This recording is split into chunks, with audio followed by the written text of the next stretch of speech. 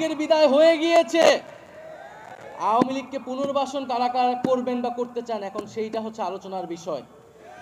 যারা করতে চান জনগণ তাদেরকেও গণশত্রু হিসেবেই চিহ্নিত করবে এই বাংলাদেশে।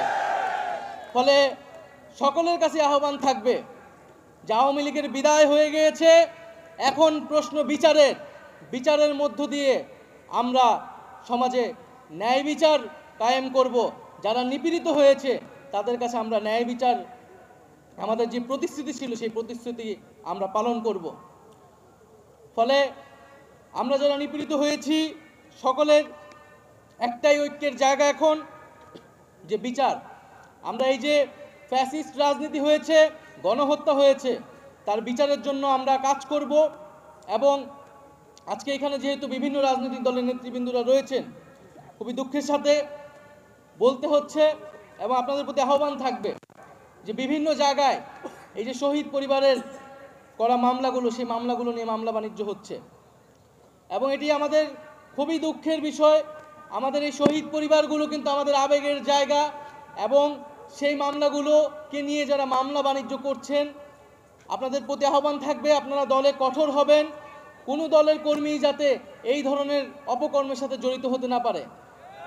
যারা মামলা বাণিজ্য করছে, যারা চাঁদাবাজি করছে, যারা আওয়ামী লীগকে পুনর্বাসনের চেষ্টা করছে, তাদের বিরুদ্ধেও কিন্তু ছাত্র জনতা ঐক্যবদ্ধ আছে। ফলে প্রিয় বন্ধুগণ, আজকে বাংলাদেশ একটি নতুন ইতিহাসের পাটাতনে দাঁড়িয়েছে। আমরা আজকে এই আন্তর্জাতিক মানবাধিকার দিবসে স্মরণ করছি আমাদের সকল শহীদদের, আমাদের সীমান্তে যে শহীদ হয়েছে এত বছর ধরে আমাদের ভাই ও বোনেরা, সেই শহীদদের আমরা স্মরণ করছি।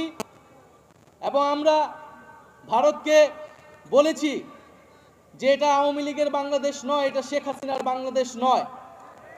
বাংলাদেশ আত্মমর্যাদা নিয়ে দাঁড়িয়েছে, রক্তের উপর দিয়ে দাঁড়িয়েছে।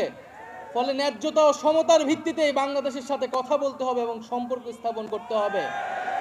ফলে আপনারা এখনো যারা ভারত সরকারে রয়েছেন, ভারতের শাসক গোষ্ঠী রয়েছেন, এই যে সীমান্তে হত্যা হচ্ছে, আপনারা যদি মনে করে থাকেন এই সীমান্তে হত্যা করে বাংলাদেশকে প্রেসার ক্রিয়েট, তাহলে আপনারা ভুল ভাবছেন। আমরা শেখ হাসিনাকে বলেছিলাম, শেখ হাসিনা যখন আমাদের সংলাপের আহ্বান জানিয়েছিল, বলেছিল গণভবনের দরজা খোলা আছে।